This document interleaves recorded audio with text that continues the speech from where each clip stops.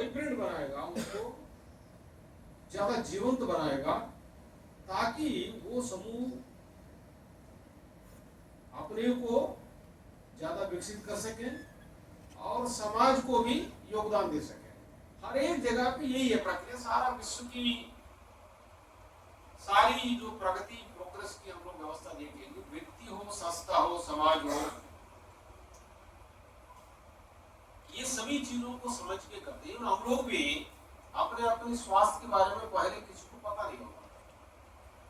आज ये हर एक व्यक्ति जाएगा कोई डायग्नोसिस सेंटर में, आपका डायग्नोसिस निकाल के दे देगा। अभी एक बहन बता रहे थे ना कि कहाँ पे एक कौन बोला था कि कहीं पे हॉस्पिटल में गया, इनको पता चला कि किसी बहन की हीमोग्लोबिन केवल 2 ग्राम से, इमेजिन करिए, इतना।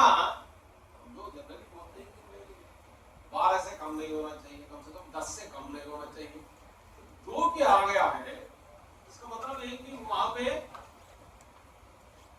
उनका रेगुलर टेस्ट होना चाहिए, और बहुत कम होने पर उनका जो सिम्टम्स भी होते हैं, इन सब से वहां के लोग अनभिज्ञ थे, उनको पता नहीं है। एक तो ये है कि भाई आपको टेस्ट करने पर पता चलता है कि आपके अंदर केवल यही नहीं, और भी बहुत सारी चीजें हैं आपकी, जितनी बॉडी के अंदर कमियां आ गई है, जितनी आपके बॉडी में जो सिस्टम जितना बिगड़ रहा है, उसको इंडिकेट करने के लिए डायग्नोसिस सेंटर में जाएगा तो पता चलेगा कि किसी का कोलेस्ट्रॉल बढ़ा हुआ है, शुगर बढ़ा हुआ है, थायराइड हो गया है, तमाम आदमी की क्या क्या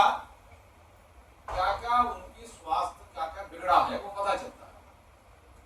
टेस्ट करने पर पता चलता है, ज्यादा सटीक रूप से पता चलता है, लेकिन बिना टेस्ट किए भी पता चलता है। भाई हमको थोड़ा, जिनको ये सारी समस्या, बीपी बढ़ा हुआ है, किसी का शुगर बढ़ा हुआ है, तो वो उसका सिम्टम्स भी पता चलता है, लेकिन लोग पूरी तरह से अनभिज्ञ है। तो जब अनभिज्ञ हो जाएंगे तो उनका ज्यादा नुकसान होगा। इसलिए हम लोग पुराने जमाने में देखते थे कि लोगों की एवरेज लाइफ जो है, एवरेज लाइफ 40-50 इस तरह का हुआ। आज की डेट में इसको बढ़ के आप 70 हो गए। ये देखिए, ये सारी प्रकृति आप जाने ना जाने, हमारी बॉडी हो, एक इंस्टीट्यूट की हेल्थ की बात हो, एक ऑर्गेनाइजेशन की हेल्थ की बात हो, ये कुछ फंडामेंटल प्रिंसिपल से निर्धारित होता है। तो कोई न कोई विवेकवान इन प्रिंसिपल्स को समझना पड़ेगा, इन प्रिंसिपल्स को समझना पड़ेगा, और उन प्रिंसिपल्स के अनुसार हमको चलना पड़ेगा। केवल ये कहने से काम नहीं चलेगा कि हमारे पूर्वज बहुत अच्छे थे, इससे भी काम नहीं चलेगा। इससे भी नहीं चलेगा हमारे पूर्वज सब बेकार थे, इससे भी नहीं चलेगा। हमारे पूर्वजों से जो अच्छाइयां हैं हम उनको सीखना चाहिए, और वर्तमान में भी जो अच्छाइयां उनसे भी सीखना चाहिए, और जगह भी जो अच्छाइयां हैं उनसे भी सीखना चाहिए।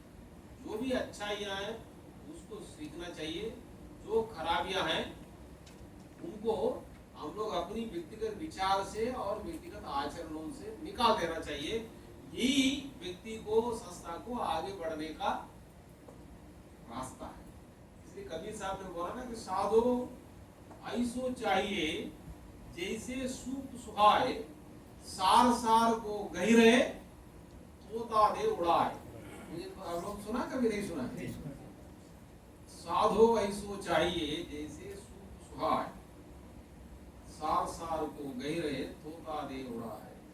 ये आज के डेट में ये पता नहीं कौन जो भूसा और दाने को सेपरेट करने के लिए सूप इस्तेमाल करते हैं। अब आज के डेट में भी इस्तेमाल करते होंगे, गांव में कुछ करते ही होंगे। जब वो व्यक्ति ये सरसों का हो या गेहूं का ये करते हैं तो उसमें दाना और भूसा निकालने के लिए हवा का सहारा लेके ऐसा उसको चलाते हैं अपने हाथों से। आज की डेट में जी चलाते हैं, करते होंगे, आप लोग कभी वॉच करते हैं।